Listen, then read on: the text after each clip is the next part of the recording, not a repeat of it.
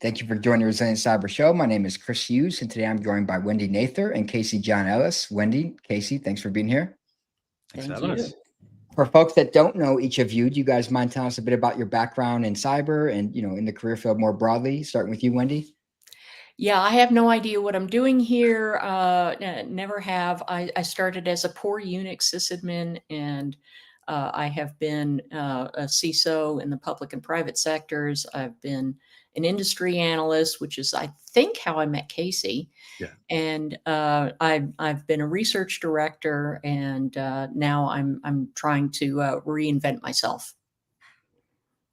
Nice. Awesome. So my name's Casey. I'm probably most widely known as the founder of Bugcrowd. I'm also the co-founder of the Disclose.io project. And pretty much, backstory very briefly is just grew up hacking stuff as a kid, and really enjoyed and continue to enjoy thinking like a bad guy, but have absolutely no desire to be one. And then realizing that there's a lot of people like me that were trying to help contribute to making the internet safer and just were kind of unplugged from doing that. So, one thing led to another, and started Bugcrowd in 2012, and kind of it all went from there. But yeah, I mean, I think I have no idea what I'm doing either. I think, kind of the deeper you get into this, the more you realize that security, there are some fundamentals that stay fairly constant, I think, that are kind of almost more like ancient security principles, but the rest of it is just really hanging onto the back of a rocket with a lit fuse. So yeah, it's very cool. Yeah. Actually, I agree with you. It's like one thing I tell people that are looking to get into the career field or further their career is like, you just have to have a endless desire to keep learning, because things are always changing. The technology changes. Like there's fundamental concepts and principles that are going to stay the same, but like you just always have to be willing to learn and grow. And if you're not, it's going to be tough. Like it's going to be hard, look at like previous waves of, cloud and SaaS and mobile and AI now. And it's like, you just got to be willing to learn and never stop learning. So I like that perspective a lot, Casey.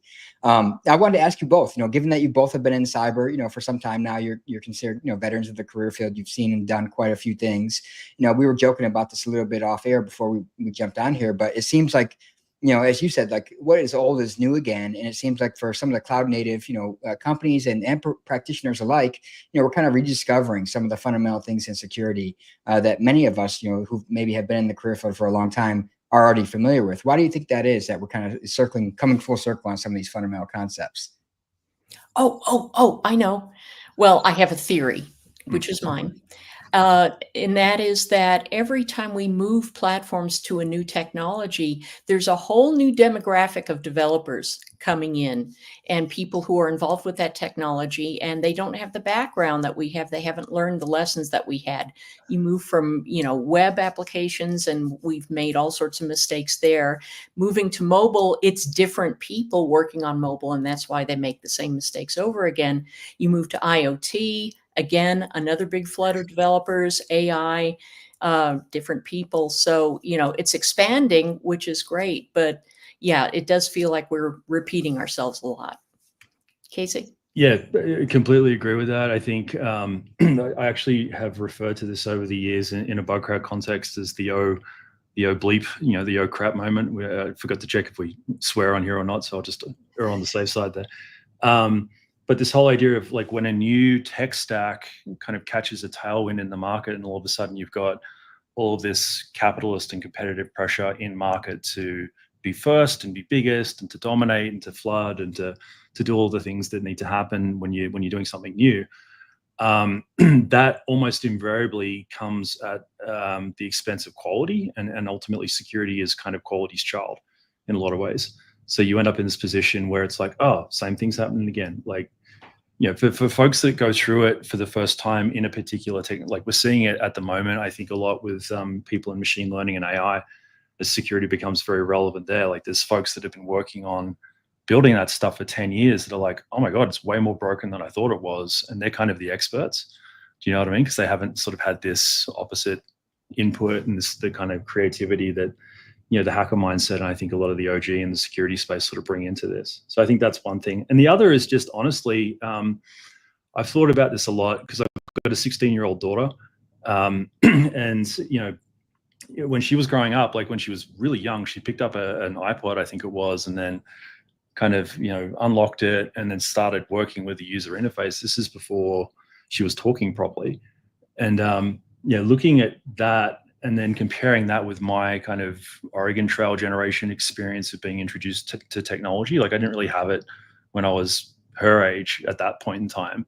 Got introduced, started school analog and ended digital.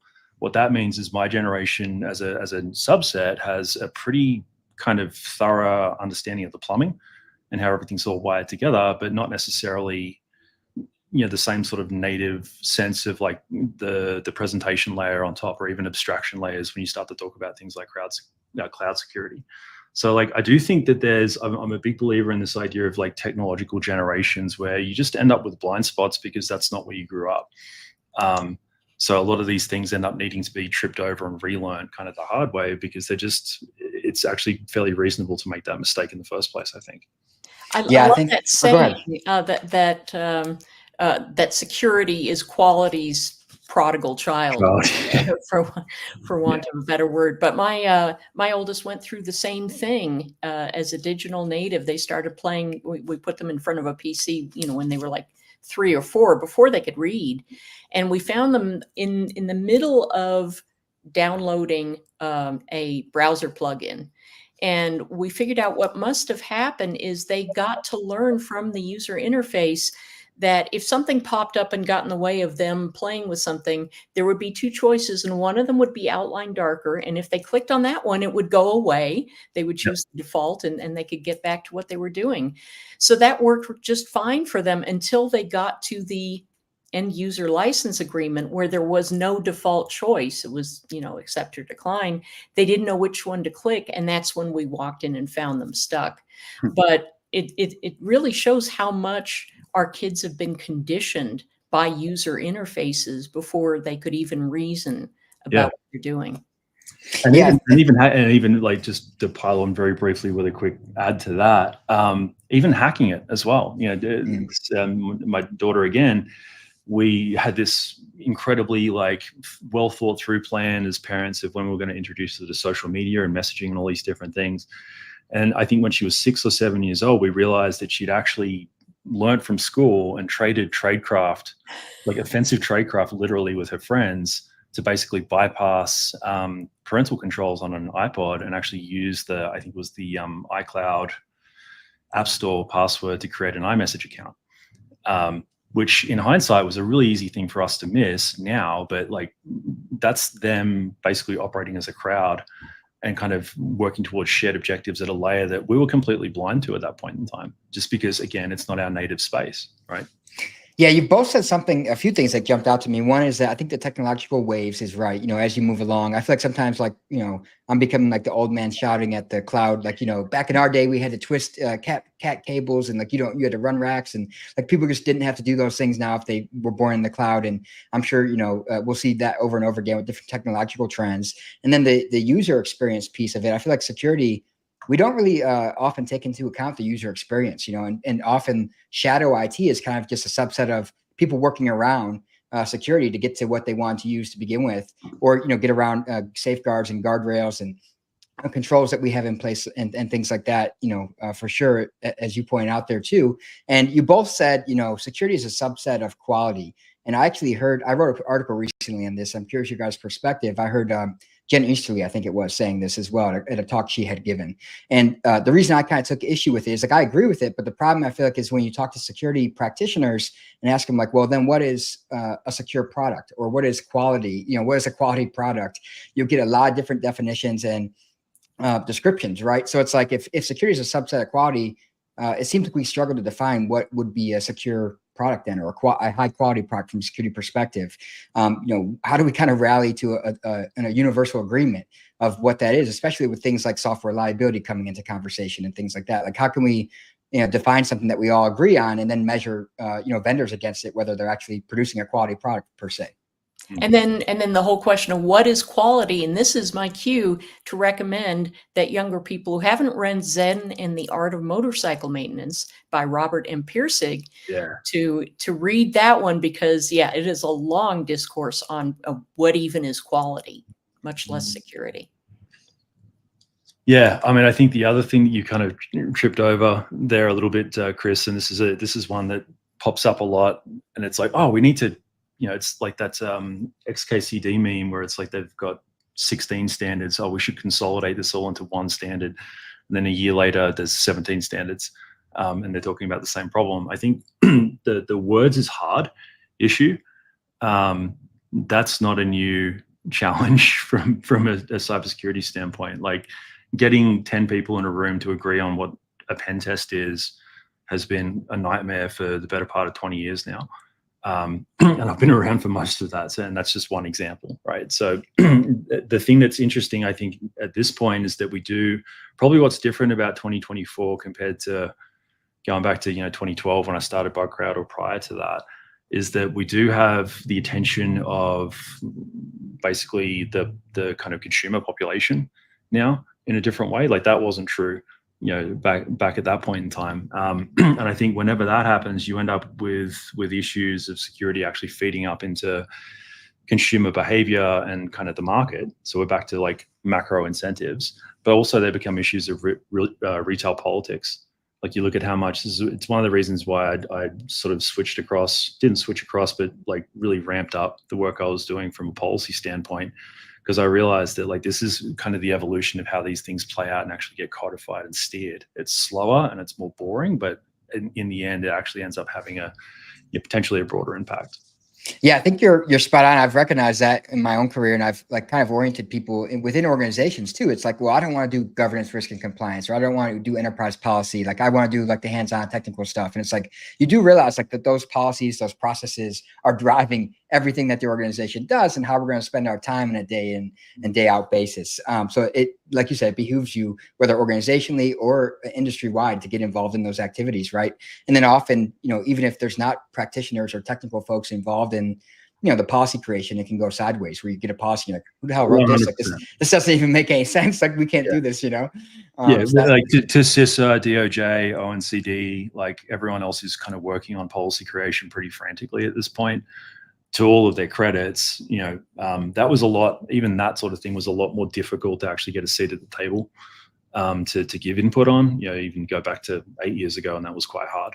And now it's open invite. There's, hackers being invited into policy kind of making positions that are openly celebrated by those otherwise fairly starchy kind of agencies, right? Because they recognize the importance of that. Like, we need to have a good tech policymaker kind of interface, because otherwise we're going to end up creating stuff that we'll just need to tear down or replace later. Yeah, spot on. Wendy, I wanted to ask you too. I recently authored a piece, using a quote that you coined, the phrase, the cybersecurity poverty line. And, it feels like organizations are struggling to keep up. We have the acronym soup of, SAST, DAST, SCA, like ZTNA, like it goes on, and CASB, SSPN, like, it goes on and on, right? And organizations are just trying to keep up. What tools do I need? What procs do I need? How do I go about being secure, right? And I'm curious, like, what are your thoughts since you coined that phrase? How do you think things have evolved? How do you think small businesses are faring? And then also, I see some glimmers of hope. I think, like McKinsey had published a good piece pointing out that it's a big addressable market, right? This underserved market, because most companies go after the large enterprises and, Fortune 500, that kind of thing.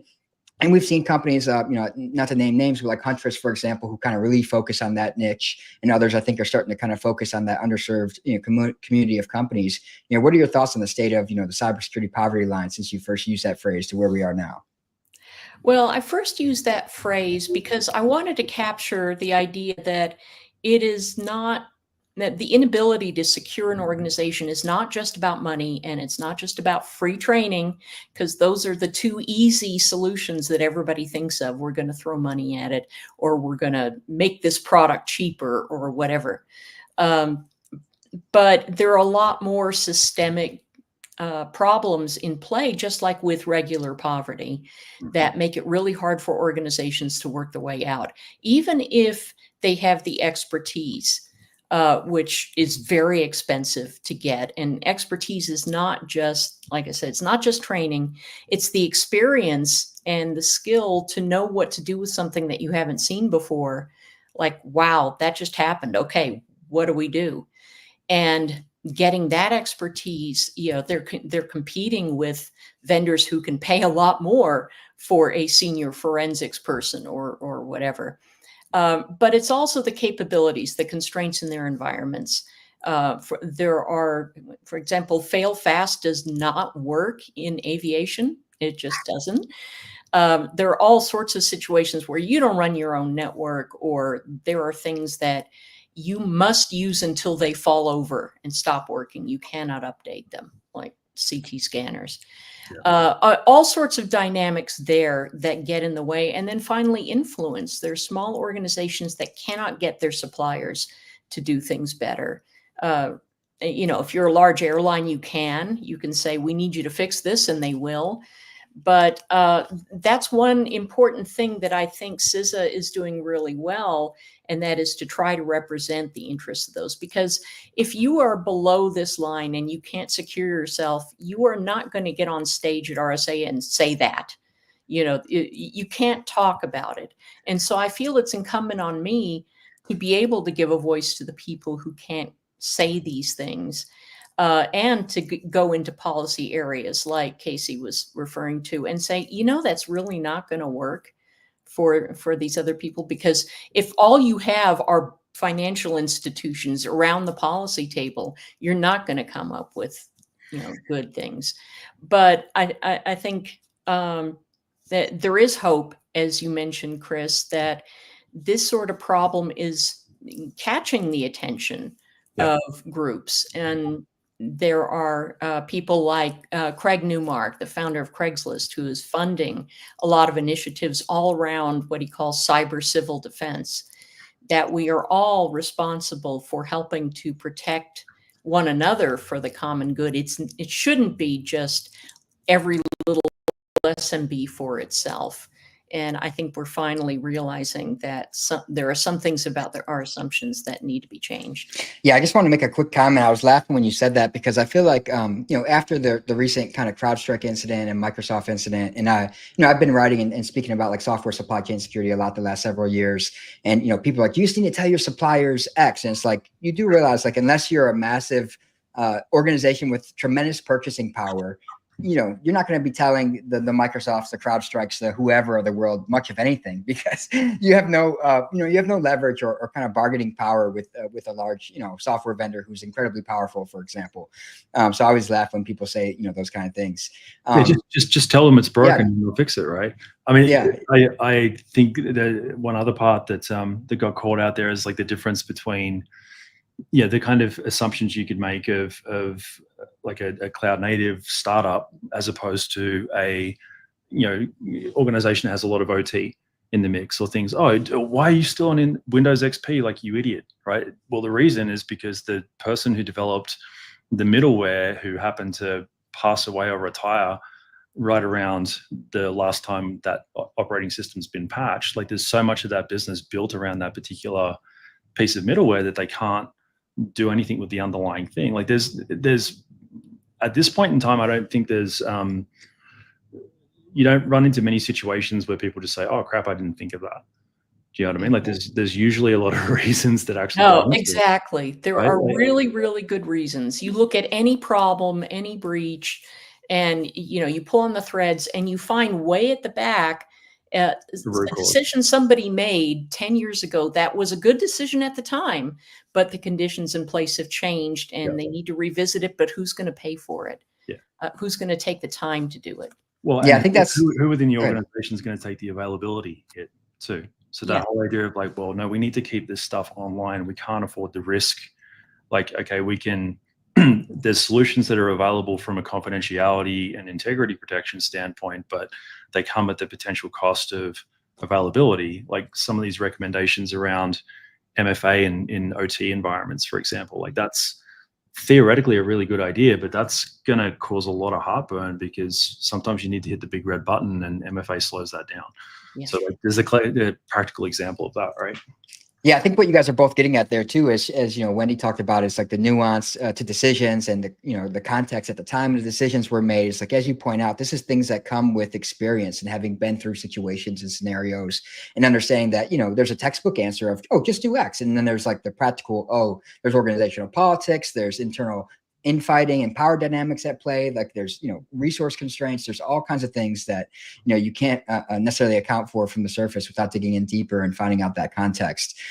So Casey, I wanted to ask you too, you're, of course, as you talked about, a leader in the space around bug bounties and crowdsourcing and vulnerability discovery and things like vulnerability disclosure.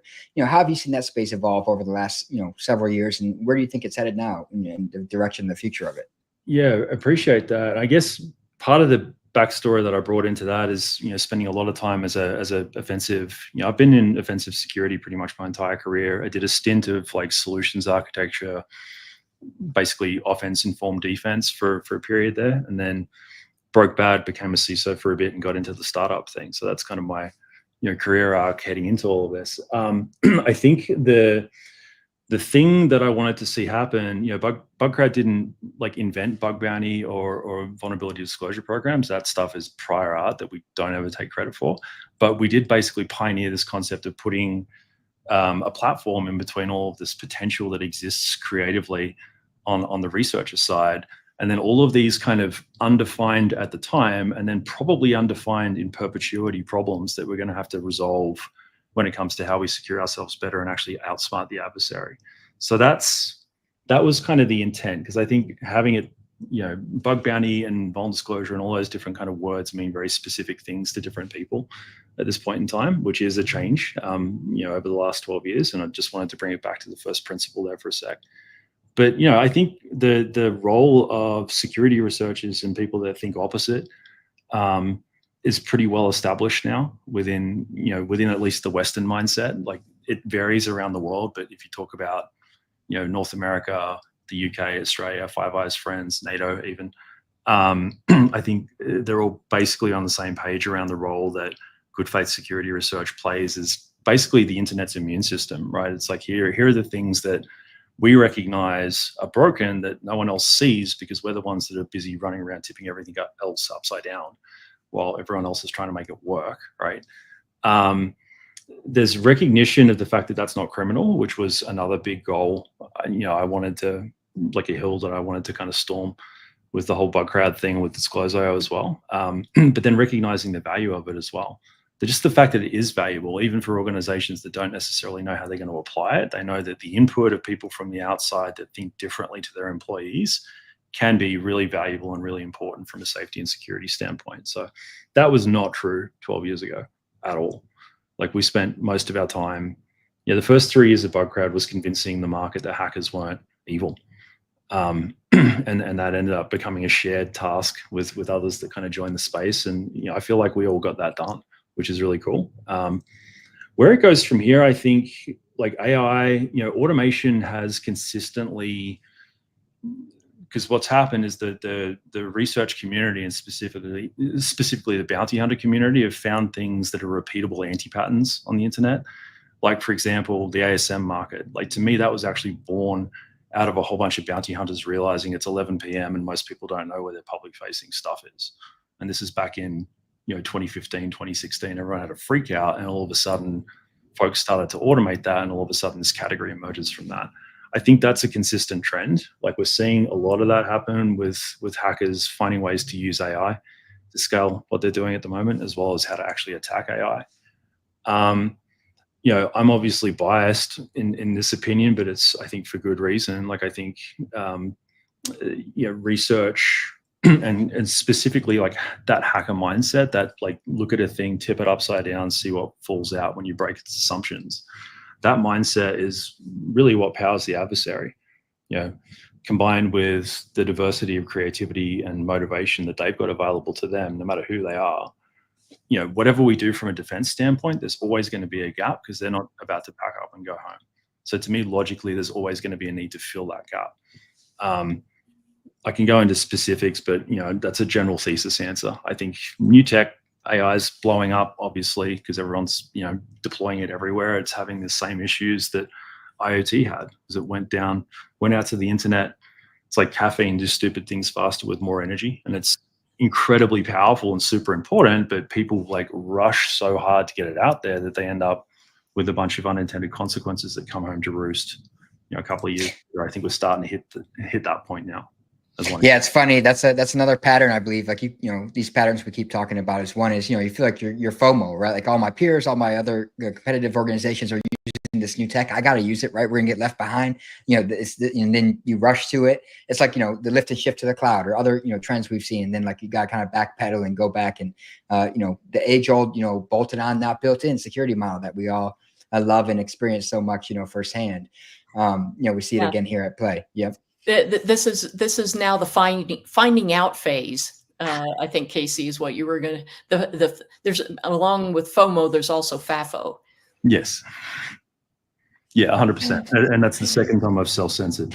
Everyone appreciates that. Yeah, and I think there is a revolving, going back to kind of where we started, like where does this whole, the things that we're complaining about as the current generation of cybersecurity solutioneer or innovator, like the things that they're sort of discovering almost for the first time, why is that so familiar to people that have been doing this for longer? I think there's cycles of that. Because you see new tech trends, you see FAFO kick in terms of deployment, you see the internet catch fire at some point down the track, then all of a sudden there's a whole bunch of security innovation to deal with the problems kind of at the, once it's out of the gate stage of things. And those kind of work and everyone feels great and like they're doing a really good job. And sometimes they are actually pretty effective in what they do, but there's always the next iteration of that. Like it's never okay, we're done now. We can pack up and go home. Yeah, I call it the security spackle.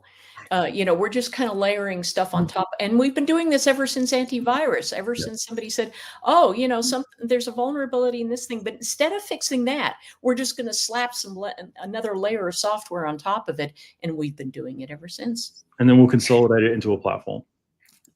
Good to go. And then add more. Yeah.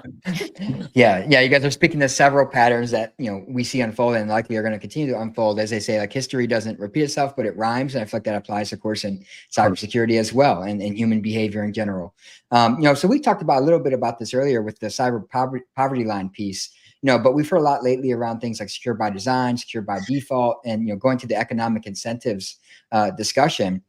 There's the side of that where, some organizations simply don't have the economic capacity to do some things that they should do, and right now, a lot of the secure by design initiative, as great as it is, kind of a voluntary pledge. It's very voluntary in nature. Right. And then the other side, the economic incentives is the software vendors, who typically, like, most companies are going to invest as much as they need to in security and no more because they want to maximize profit and revenue and, shareholder value returns and things like that. What are your thoughts around secure by design, secure by default, and then, some of the economic incentives that are at play, that kind of dictate what you should do versus what you will do?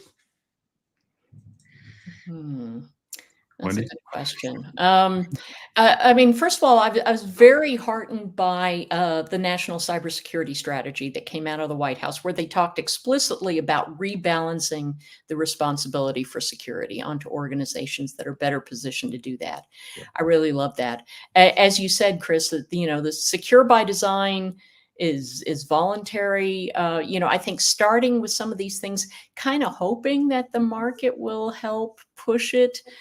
We'll see how that works. But as you said, and it's kind of fundamental to business, you never spend anything that you don't absolutely have to until you're pretty sure you're going to need it. Yeah. And I'd call that cheeseburger risk management. That's, if you decide you're going to eat cheeseburgers until your first heart attack, and then you're going to stop. That's how, for very good economic reasons, that's how a lot of organizations approach security. If you get the timing right, and if you put something in just before you need it, then you win. But unfortunately, when the timing is not right, that's how we see breaches. And they say, well, we were thinking about MFA. We didn't have it completely rolled out because we were, only doing it a little bit at a time. We were spacing out the expenditure. All of these things from a business perspective are understandable. And the only thing I think we can do is put more teeth into into legislation as we go forward to say, okay, you know, we let you try to do this voluntarily. It's clearly not working. People are dying as a result. We have to get to that point where people are dying, and that we're sorry, but we're going to have to force you to do this. And you can't innovate. You can't have the freedom that you used to before because this is just too important. Yeah, I think that's especially true because, you know, I worked with Owen City on the EO and the cyber strategy. I've done that for a couple of years now, and then I've, you know, been working with a bunch of the folk inside CISO on aspects, not the entire secure by design piece, but, you know, certainly some of the things around the role of security researchers and just in general. And I think honestly, it's a really good. Here's a simple as strong, like, you must be this tall to ride. If you're not doing any of the things that are in here, you should probably have a serious think about doing those things, component to it, with really this idea that the market would respond to that. Because I think the thesis that a lot of that was developed in is that we're at a point where the consumer is pretty concerned about this. I don't know that they're concerned enough to change their buying behavior. Like they certainly are when it comes to IoT, like hardware devices with things that they're buying that are safety critical or using that are safety critical. And definitely with money, but that's kind of, you know, almost a solved problem at this point, depending on how you look at it. But for everything else, and there's a lot, they're vaguely concerned, but not necessarily empowered to act. So the idea that, like, oh, cool, like we check these things on this list as something that's simple enough for a consumer to understand and actually use to modify their buying behavior. If enough of that happens, then you end up in a position where, you know, a lot of good things can kind of come from that. I think the challenge is that that was all developed in a relatively prosperous economy. Just calling it out for sort of what it is. I do think that securities and tech in general, and just the market overall, has had, you know, a boom that's been pretty much unfettered for a chunk of time, and there's, you know, a lot of headwinds and a lot of black swans kind of circling the lake at the moment. So at that point, you end up with this, like, well, we need to be rational about how we approach these things, and that applies from the one person organization right up to, you know, your Fortune 1. So I do agree with Wendy, there does need to be stick kind of attached to it. I do think from a carrot perspective, like, actually incentivize the vendors. You know what I mean? Like, I think a lot of these like simple hygiene issues have been at this point swallowed up into massive kind of behemoths that, you know, it's not necessarily even their fault, but like a frictionless onboarding experience for a smaller organization is not really possible with those guys in the way that it could be with someone who is actually designing and building their product to serve the market in that way, right? And all of the cool stuff is so busy being cool that it, you know, often doesn't actually work that great. So if CISA could find ways to actually endorse or create a version of this guide for, you know, people that are like me back in the day and continuing forward, like building stuff, like, okay, what are the incentives that we've got in place to actually have this stuff set in place at the foundation instead of getting bolted on later? There's got to be a reason to do that. And unless you make secure easy and insecure obvious, people just won't do it because of, you know, water runs downhill, right? Yeah, I think you both made some great points. Like both of you, I share the excitement for the efforts around CISA, the Cyber Executive Order, the National Cyber Strategy with things like software liability, safe harbor. I also agree that the responsibility should be shifted to those in the best position to do something about it. The people actually creating the products, the software, are in a far better position than the consumers to kind of, you know, rectify these things and end the cycle of patch, you know, rinse, repeat. So I agree there.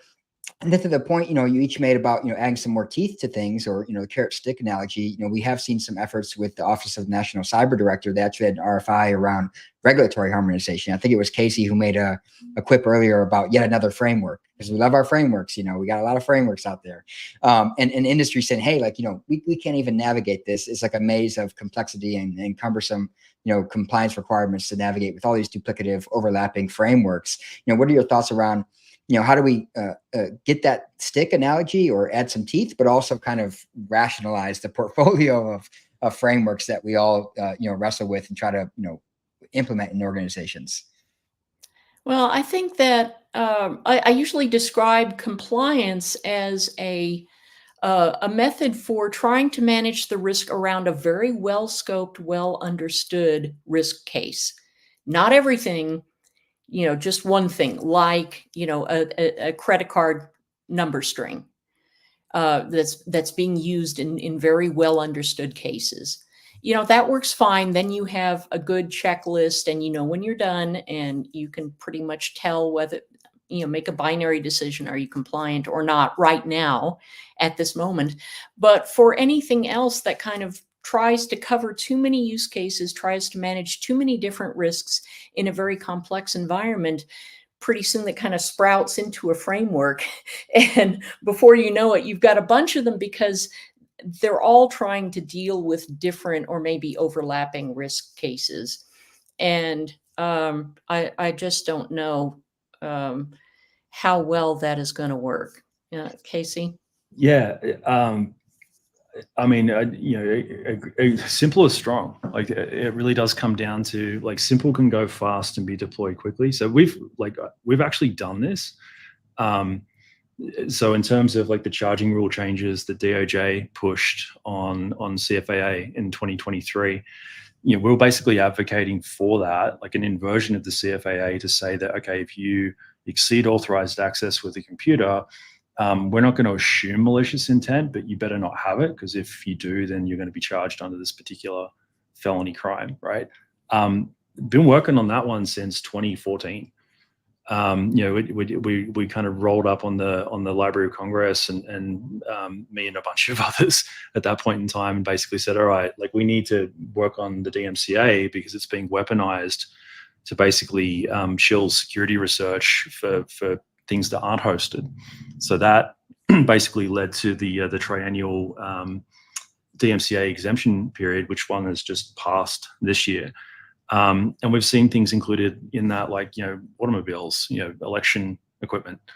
There's all of these things that end up being safety critical that really shouldn't have a carve out where the vendor or anyone else around them can say, hey, don't touch that because you're infringing on copyright. Like, and I think a lot of it is just grassroots, like, figuring out what solutions look like. To Wendy's point before, and this is critical, like, keeping it really narrow in the things that you want to achieve, and then allowing it to grow out from there, because you've got to change the reason the laws are the way they are in the first place. And that, to me, the most effective approach to that globally really is starting narrow and then broadening out. But the other, example of that we, did with Disclose.io and with Bugcrowd as well, more recently, which has been really cool, with the DOJ, was to basically do a pincer move. So, like, standardizing vulnerability disclosure policy language so that it's legally as complete as it can be, safe for both sides, and includes a safe harbor agreement. And that was the hill that we kind of wanted to die on, right? And then getting that adopted and actually celebrating people that did that at the same time as we're going to Capitol Hill and the Department of Justice and the House Rules Committee and the Senate Judicial Committee and all these other folk, and saying, hey, you should totally do this, and having them say, oh, not really, we've got other things to do. Eventually it became so apparent that this was a precedent that was being established by the internet itself, that they're just like, all right, and changed it. And I mean, it wasn't that trivial. I don't want to trivialize it in that sense, but it's slow. But if you have a kind of a core set of things that you want to achieve, and then you make sure that you stay focused on those things, I think that can be done over time. And once you get that door open, then it can become a whole lot of different other things as well. Yeah, I think that, I would love to see more, people like yourself who've been around the industry, seen a lot of things, and, have made quite an impact, get more involved in the regulatory, the policy angle of things, because I think it could have widespread systemic benefits for all of us. So I definitely a call to action for folks out there. One other topic, last question, perhaps I wanted to ask each of you is, we talked about technological trends and different platforms, and relearning old lessons and things like that. That kind of speaks to the workforce, the cyber workforce. And you can't go on LinkedIn or any other platform today without, a hot topic being the cyber workforce. On one hand, we hear there's 500,000, there's 1 million unfilled jobs. And then I see, people in my network who are incredibly smart, sharp, experienced, and accomplished, who are like, hey, I've I've applied to a lot of different things. I can't get any traction, or entry level folks who are saying, hey, this is asking for 6 years of experience and like this list of certifications. There's no way I could possibly qualify for this role. What are your thoughts around the cyber workforce and the state of, the workforce as it stands now, each of you? Oh, here we go. Here we go. You ready? Everybody's going to be really upset about this. I do not believe there is a workforce shortage in cybersecurity. I think there is only such a thing as bad job requirements, and also a really flawed employment recruitment system right now. I've talked to recruiters who are getting completely spammed with AI generated resumes that they just do not have the capacity to sort through. And like you said, there are people who are eminently qualified who go through that application process for jobs, and it is a broken process now because clearly the people who are really good are not being hired. But also, there is a lot of internal talent that is not being developed into cybersecurity. And they should be. First of all, it's really good for them to keep learning and growing. But also, if you grow your own cybersecurity experts, they're going to inherently understand the context and business requirements that they're trying to take these, standardized things and fit them to.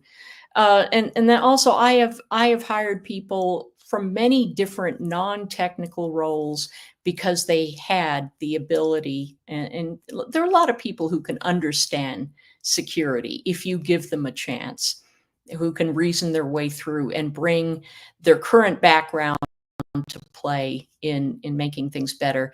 So I think it's all on the employer side, and we need to work harder, I think, to educate employers on how to bring security people in, instead of just taking a shortcut and saying, okay, you need these certifications. And because it really, I think the certifications are because the people who are assessing candidates don't know how to judge them any other way.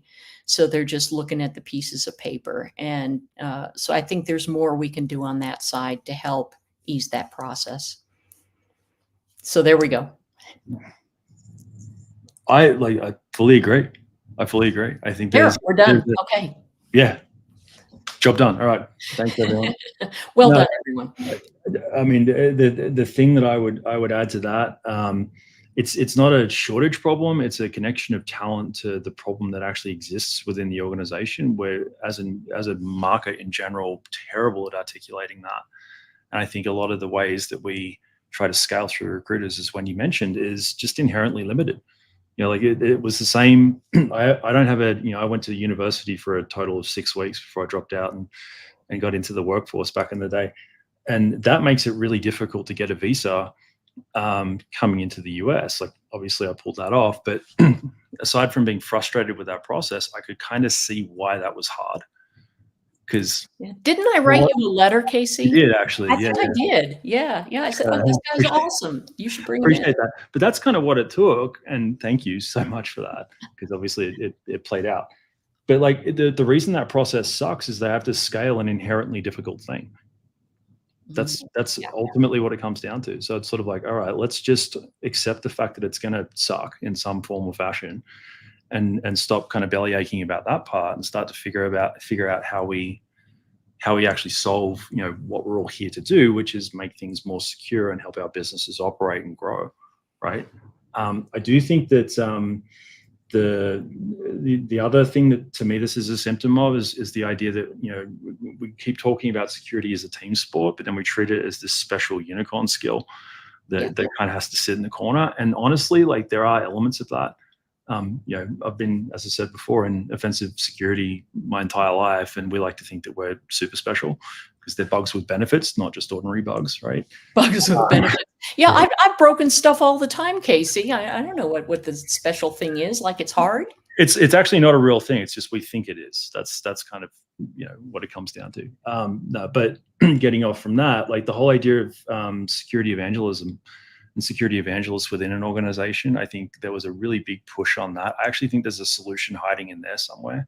Because if you just make the option to be a part of the security solution available within your organization and make it interesting, like draw out the curiosity that might already be there.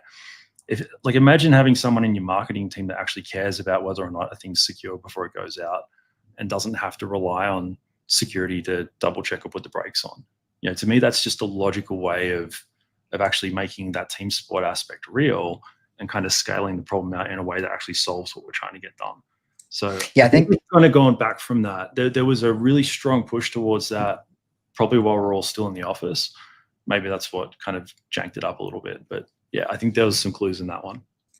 Yeah, I think each of you make some great points. You know, I think you're speaking to the kind of the security champions, you know, approach where we democratize, you know, a passion and excitement and involvement in security across the organization, especially knowing we all know, like, we're outnumbered exponentially across the org. We're never going to be everywhere all the time. We need to, you know, spread this out to the org and pull other people in, get them involved and get their perspective in. To Wendy's point, people that come from non-traditional backgrounds or didn't graduate from college, like Casey said, he didn't either. You know, they may bring a different perspective in looking at something than someone who's been in, you know, a certain discipline and a way of looking at something for so long. And as you talked about, Casey, that's how hackers think. They look and, like, kind of, they're not thinking like you. They're thinking differently, how to exploit a system and how to, you know, manipulate in ways that you didn't think about people behaving or using a system and so on. So great points all around. You know, but I do want to be respectful of each of your time and the audience as well. So Casey, Wendy, thank you both for joining us today. And I've honestly followed both of you for a long time and honored and humbled you guys took the time to come hang out and chat with me and the audience today. Oh, thank you. This was great. Likewise, Chris, and good to see you again, Wendy. Thanks for that reference once again. Yeah, and you as well. All right. Thank you all. Thanks for everyone tuned in. Take care. Bye. Cheers.